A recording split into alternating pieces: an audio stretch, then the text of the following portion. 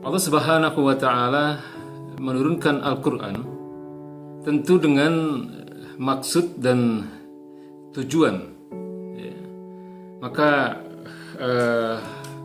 kali ini saya ingin menyampaikan tentang apa-apa yang menjadi kewajiban kita terhadap Al-Qur'anul Karim.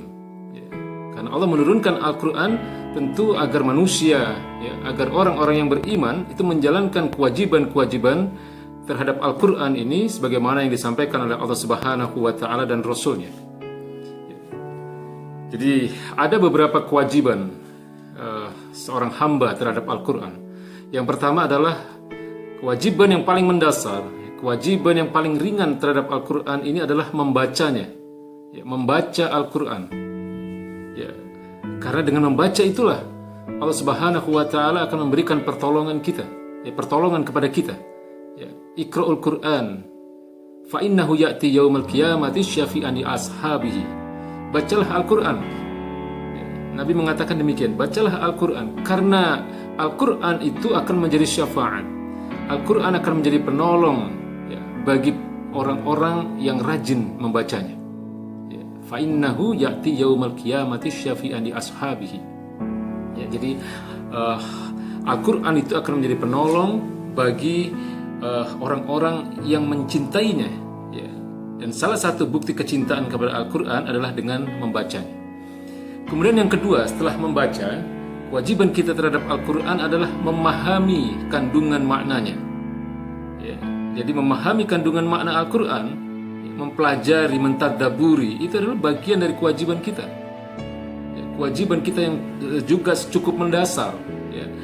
Dan sebenarnya tidak ada jalan lain untuk memahami kandungan makna Al-Quran ini kecuali dengan mempelajari bahasanya, ya, mempelajari bahasa Arab. Tapi kalau memang hari ini kita belum cukup memahami bahasa Arab, minimal ketika kita membaca Al-Quran, baca terjemahannya, baca tafsirnya, baca keterangan para ulama tentang makna kandungan yang ada di dalam ayat-ayat yang kita baca tersebut. Yang ketiga, ya, kewajiban kita terhadap Al-Quran adalah mendakwahkannya, ya, menyampaikan isi Al-Quran kepada orang lain. Ya, balighu anni walau ayah. Jadi Rasulullah SAW menyatakan, sampaikanlah dariku, ya, walaupun itu hanya satu ayat. Dan kalau memang kemampuan kita di dalam berdakwah, kemampuan kita di dalam menyampaikan Al-Quran ini, kita rasa kita masih belum cukup, ya, punya kemampuan untuk berbicara di depan umum, katakanlah seperti itu, maka minimal, ya, kita ajarkan, ya, ilmu tentang Al-Quran ini kepada orang-orang terdekat kita. Ya. Kalau kita sudah punya kemampuan untuk membaca, ajarkan ilmu tajwid, ya. Jadi orang-orang yang dikatakan oleh Rasulullah adalah orang-orang yang terbaik, ya, adalah orang-orang yang belajar Al-Quran dan mengajarkannya. Khairukum man ta'allama Al-Quran wa 'allamahu. Ya.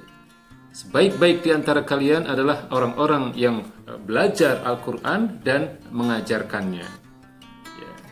Jadi kemampuan kita di dalam membaca, ya, kemudian juga kalau kita yang punya kemampuan untuk berbicara di depan umum, maka kita harus menyampaikan, itu bagian dari kewajiban kita, ya, untuk menyampaikan atau mendakwahkan isi Al-Quran ini. Kemudian kewajiban kita yang berikutnya adalah menghafal, ya, menghafal Al-Quran. Ini sifatnya wajib kifayah atau fardu kifayah, ya. Jadi kalau ada sebagian dari kaum muslimin yang sudah menghafal Al-Quran, ya, maka sebenarnya sudah terlepas dari kepada kaum muslimin yang lain untuk menghafal tersebut. Tetapi tidak ada salahnya, ya, karena penghafal Quran ini adalah orang-orang yang sangat mulia di hadapan Allah Subhanahu wa taala. Ya, jadi kalau kita tidak mampu menghafal 30 juz, ya minimal kita hafal juz 30. Ya, jadi dari mulai surat An-Naba sampai surat An-Nas, itu surat-surat yang tidak terlalu panjang. Ya, orang-orang yang menghafal Al-Quran ini akan sangat dimuliakan oleh Allah Subhanahu wa taala. Dan kewajiban yang berikutnya, kewajiban yang kelima terhadap Al-Quran ini adalah, dan ini adalah satu kewajiban yang terbesar, ya, di antara seluruh kewajiban-kewajiban terhadap Al-Quran. Ya, kewajiban yang mengalahkan kewajiban membaca, mengalahkan kewajiban memahami kandungan maknanya, ya, mengalahkan kewajiban mendakwahkan, ya, dan mengalahkan kewajiban menghafal. Jadi yang terakhir, yang kelima, kewajiban yang terbesar terhadap Al-Quran adalah menerapkannya di dalam kehidupan sehari-hari. Menjadikan Al-Quran ini sebagai imam kita dalam kehidupan ini. Menjadi pembimbing kita, menjadi panduan dalam kehidupan ini. Karena pada dasarnya Al-Quranul Karim memang diturunkan oleh Allah Subhanahu wa Ta'ala, tujuannya adalah untuk menjadi panduan kehidupan bagi manusia. Panduan kehidupan khususnya bagi orang-orang yang bertakwa. Ya, Allah katakan dzalikal kitabu la raiba fihi. Ya, ini adalah sebuah kitab. Al-Quran ini adalah sebuah kitab yang tidak ada keraguan di dalamnya. Ya, la raiba fihi hudal lil muttaqin. Yaitu sebagai petunjuk kehidupan bagi orang-orang yang bertakwa. Ya, jadi kewajiban terbesar terhadap Al-Quran adalah menerapkan isi Al-Quran di dalam kehidupan ini, dalam seluruh aspek kehidupan. Ya. Karena Al-Quran selain berisi tentang perintah-perintah ibadah yang sifatnya mahdoh, yang sifatnya adalah ibadah kita langsung kepada Allah Subhanahu wa Ta'ala, perintah sholat, perintah puasa, perintah zakat, dan perintah haji. Ya, ini adalah ibadah-ibadah mahdoh, ibadah-ibadah yang sifatnya individual. Ya. Tetapi ada ayat-ayat yang berbicara tentang persoalan-persoalan muamalah. Ya, ini sesungguhnya juga merupakan hal yang wajib untuk diterapkan dalam kehidupan. Ya. Firman-firman Allah tentang ekonomi, Allah katakan ahalallahul bai' wa harramar riba. Ya, Allah halalkan jual beli dan Allah haramkan riba. Ya. Kemudian ayat-ayat yang berbicara soal pemerintahan, soal politik, soal hukum, soal sosial, pendidikan, dan sebagainya. Al-Quran mengatur itu semua. Dan itu sesungguhnya adalah merupakan satu kewajiban terbesar yang harus dijalankan oleh orang-orang yang beriman, oleh orang-orang yang mengaku sebagai kaum muslimin. Dan inilah yang sesungguhnya menjadi kunci kemuliaan umat Islam. Inilah yang sebenarnya menjadi kunci kemuliaan umat Islam, ya, di atas muka bumi ini. Rasulullah SAW pernah mengatakan, Innallaha yarfa'u bihadzal kitabi aqwaman. Sesungguhnya Allah akan meninggikan derajat suatu kaum dengan kitab ini. Jadi Allah akan meninggikan derajat suatu kaum ketika kaum itu berpegang kepada Al-Quran. Ketika kaum itu menjadikan Al-Quran ini sebagai panduan dalam kehidupannya, dalam seluruh aspek kehidupannya. Kemudian Rasulullah lanjutkan wa yad'u bihi akharin, dan Allah akan menjatuhkan derajat suatu kaum, Allah akan menghinakan suatu kaum, ya, dengan kitab ini juga, dengan Al-Qur'anul Karim. Artinya adalah ketika manusia, ya, atau ketika suatu kaum tidak menjadikan Al-Qur'an itu sebagai panduan dalam kehidupan mereka, ya, dalam arti kemudian mereka meninggalkan Al-Qur'an, mereka melalaikan Al-Qur'an, maka Allah akan jatuhkan derajat mereka. Allah akan hinakan derajat mereka. Ya. Jadi kalau umat ini atau umat Islam ini ingin mulia, ya, ingin ditinggikan derajatnya oleh Allah Subhanahu wa Ta'ala, sebenarnya tidak ada jalan lain kecuali dengan menjadikan Al-Quran ini sebagai imam mereka dalam kehidupan. Ya. Mulai dari persoalan-persoalan yang sifatnya individu sampai kepada persoalan-persoalan muamalah. Sampai kepada persoalan-persoalan yang besar, mengelola negara, mengelola semesta alam ini, semuanya diatur oleh Al-Quran sebenarnya. Ya. Allah Subhanahu wa Ta'ala mengatakan, Kitabun anzalnahu ilaika litukhrijan nas minaz zulumati ilan nur. Ya. Ini adalah sebuah kitab. Al-Quran ini adalah sebuah kitab yang kami turunkan kepadamu ya Muhammad, litukhrijan nas minaz zulumati ilan nur, agar engkau mengeluarkan manusia dari kegelapan menuju kepada kebenaran, menuju kepada satu cahaya kebenaran. Yang dimaksud di sini adalah cahaya kebenaran Islam. Menarik di sini kalau kita tinjau dari sisi bahasa, ya.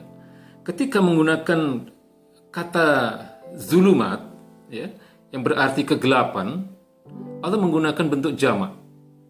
Ya, Allah menggunakan bentuk yang disebut dengan jamak muannats salim. Artinya apa? Kegelapan itu banyak. Ya, kegelapan artinya aturan-aturan kehidupan yang akan menyesatkan manusia itu banyak. Ya, ada kapitalisme sekuler, ada sosialisme komunis, ya, ada nasionalisme dan seterusnya. Ya, ini adalah berbagai aturan-aturan kehidupan yang dirancang oleh manusia. Sementara Allah Subhanahu wa taala ketika mengatakan an-nur atau satu cahaya, ya, Allah katakan litukhrijan nasi minaz zulumati ilan nur, ya, agar engkau Muhammad mengeluarkan manusia, ya, dari berbagai kegelapan itu menuju kepada satu cahaya kebenaran, yaitu yang dimaksud oleh Allah Subhanahu wa taala an-nur ini adalah satu cahaya kebenaran, yaitu kebenaran Islam. Jadi itulah yang seharusnya menjadikan kewajiban terbesar bagi umat Islam, yaitu menerapkan Al-Quran, ya, menerapkan aturan-aturan yang ada dalam Al-Quranul Karim ini sebagai aturan kehidupan. Memang hari ini kita tidak diatur oleh hukum-hukum Quran. Hari ini kita tidak diatur oleh hukum-hukum yang diturunkan oleh Allah Subhanahu wa taala. Tapi yang terpenting bagi kita hari ini adalah bahwa keimanan kita, ya, tidak boleh berubah. Jangan pernah mengakui atau jangan pernah meyakini adanya aturan-aturan kehidupan yang lebih baik daripada aturan-aturan Al-Quran. Ya. Jadi ini harus disampaikan karena ini berbahaya. Ini masalah i'tiqad, ini masalah keyakinan. Ya. Keyakinan seseorang itu bisa mengeluarkan dia dari Islam ketika keyakinan itu bertentangan dengan Al-Quranul Karim. Padahal jelas bahwa Allah Subhanahu wa taala menyatakan wa anihkum bainahum bima anzalallah. Hendaklah engkau mengatur kehidupan di antara mereka, di antara manusia, bima anzalallah, dengan apa yang telah diturunkan oleh Allah Subhanahu wa taala. Ya, maksudnya dengan Al-Qur'anul Karim. Ya. Jadi keyakinan kita, keimanan kita bahwa aturan-aturan kehidupan yang ada di dalam Al-Qur'anul Karim adalah aturan yang terbaik, ya. Aturan yang datang dari zat yang maha baik, ya, aturan yang pasti adil, ya, karena dia diturunkan oleh zat yang maha adil, aturan yang pasti bijaksana untuk diterapkan di tengah-tengah manusia, ya, karena dia turun dari zat yang maha bijaksana, yaitu Allah Subhanahu wa taala.